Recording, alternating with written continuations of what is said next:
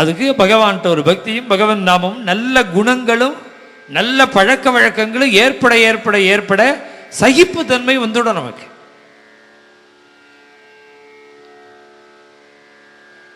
இவ்வளவு திட்டுறான் அந்த பையன் புண்டலீகன். அவர் சிரிச்சுன்னு இருக்கார். திட்டிட்டு வந்துட்டான். ராத்திரி படுத்துட்டு இருந்தா புது இடமானதுனால சரியா தூக்கம் வரல. பிறண்டு படுத்துக்கிறான். சரசரன்னு ஏதோ சத்தம் கேட்கிறது. எழுந்து உட்கார்ந்து பார்க்குறான். பாதி ராத்திரி 2 மணி. 3 பெண்கள் பரம குருபிணிகளாக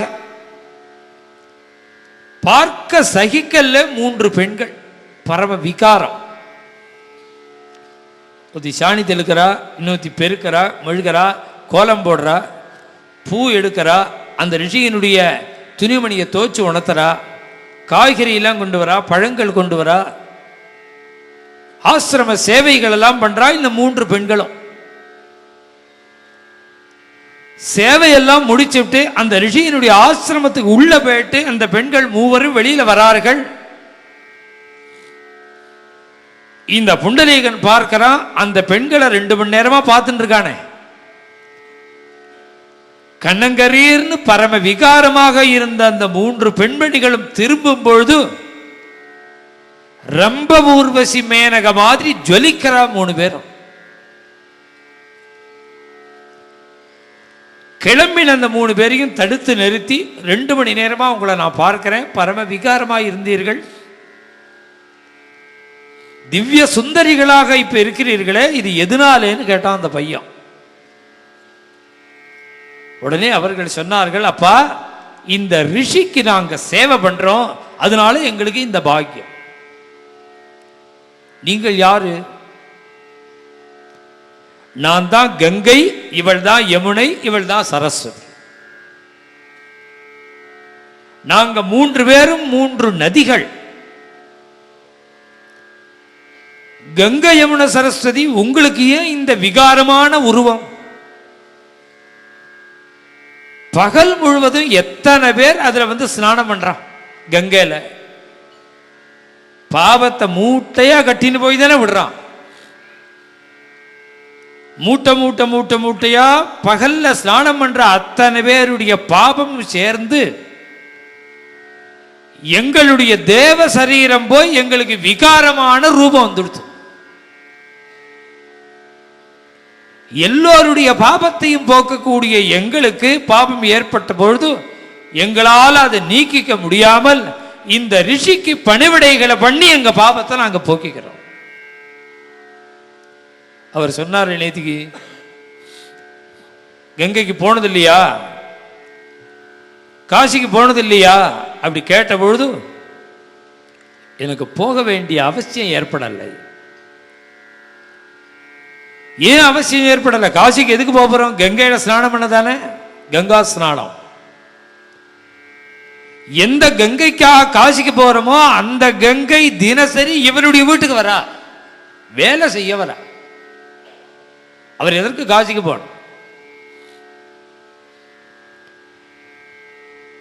அவருடைய அருமையை தெரிந்து கொண்டு கார்த்தால ஒரு 6 மணிக்கு அவர் ஜபம் செய்து கொண்டு அப்படி உட்கார்ந்து இருக்கும்போது அவருடைய திருவடியில சாஷ்டாங்கமா விழுந்து, என்னுடைய குற்றங்கள் எல்லாம் நீங்க மன்னிக்கணும், நேற்றைய தினம் உங்களை அளவுக்கு மீறி நான் திட்டிவிட்டேன், உங்களுடைய அருமை தெரியாமல்,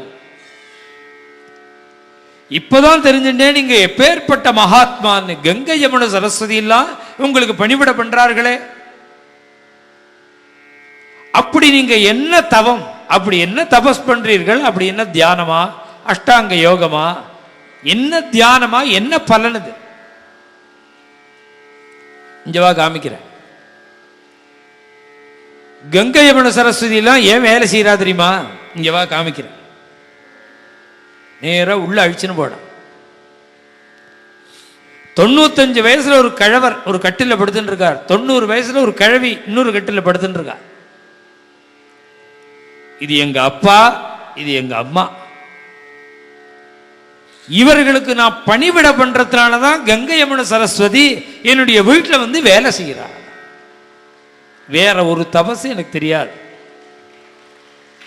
தாய் தந்தையர்களுடைய பணிவிடையில அவ்வளவு பலன் இருக்கு, அவ்வளவு தபஸ்.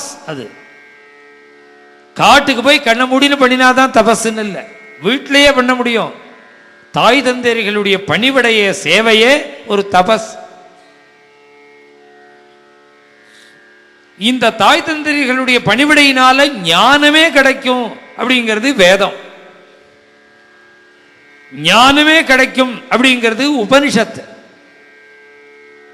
தாய் தந்தையர்களுடைய பணிவிடையினால நமக்கு எங்கேயோ நடக்கிறத இங்கிருந்து பார்க்கக்கூடிய, உலகத்தில் உள்ளது எல்லாம் நமக்கு தெரியக்கூடிய அபரோக்ஷானுபூதி அப்படிங்கிற சித்தி தாய் தந்தையர்களுடைய பணிவிடையில கிடைக்கும், கணவனுக்கு பண்ணக்கூடிய சேவையில கிடைக்கும்.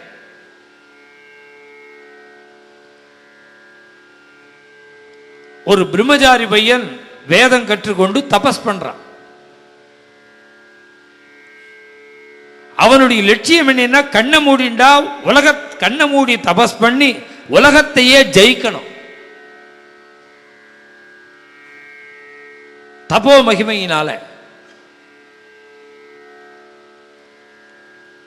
மத்தியானம் 12 மணிக்கு அந்த பையன் ஒரு ஆற்றங்கரையில இறங்கி அவனுடைய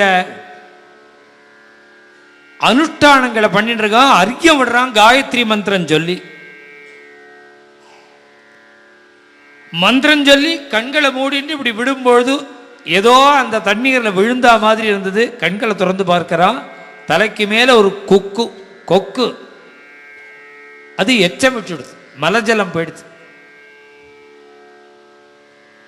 தான் எடுத்த நீர் வீணா போயிடுது அப்படிங்கிற கோபத்தோடு கூட அந்த கொக்கை பார்த்தான்.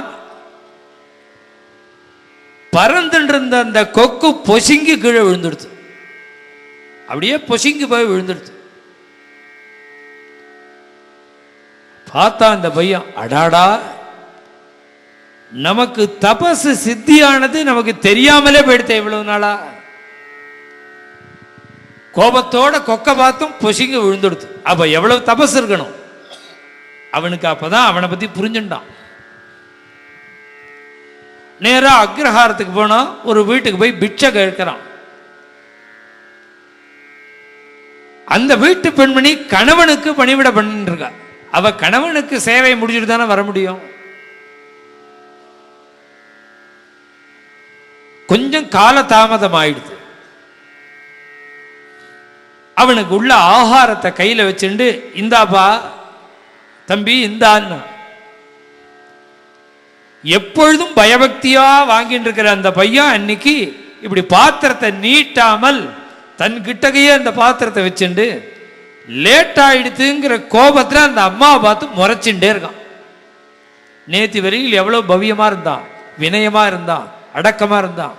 இப்ப கொக்க பொசிக்கணுன்னே ஒரு திமிரு வந்து விடுது அவனுக்கு. அப்படி கையை நீட்டாம பக்கத்திலேயே வச்சுன்னு முறைக்கிறான். இவனையே கவனிக்காத அந்த பெண்மணி, நாம் சாப்பாட்டை நீட்டியும் அந்த பையன் நீட்டலையேன்னு அவனை பார்த்தா அவன் இவளை பார்த்து முறைச்சுட்டே இருக்கான். உடனே இந்த அம்மா, இன்னி முழுக்க முறைச்சாலும் நான் பொசுங்க மாட்டேன்டா, நான் கொக்கு இல்லடான்னு. அவன் இன்னி முழுக்க முறைச்சு பார்த்தாலும் நான் பொசுங்க மாட்டேன், நான் கொக்கு இல்லை, உனக்கு கண்ணை தான் வலிக்கும்னு. அவன் அந்த பாத்திரத்தை அந்த திண்ணையில வச்சான். அந்த அம்மாவுக்கு திருவடியில விழுந்தான். நான் ஒரு 15 நிமிஷம் முன்னாடி 1 மைல் தள்ளி ஆற்றங்கரையில கொக்க புசிக்கினேன்னு, அது உங்களுக்கு வீட்டு வாசற்படி தாண்டாத உங்களுக்கு எப்படி தெரிஞ்சதுன்னா, நான் நடுக்காட்டுல கொக்க புசிக்கிறது உங்களுக்கு எப்படி தெரியும்?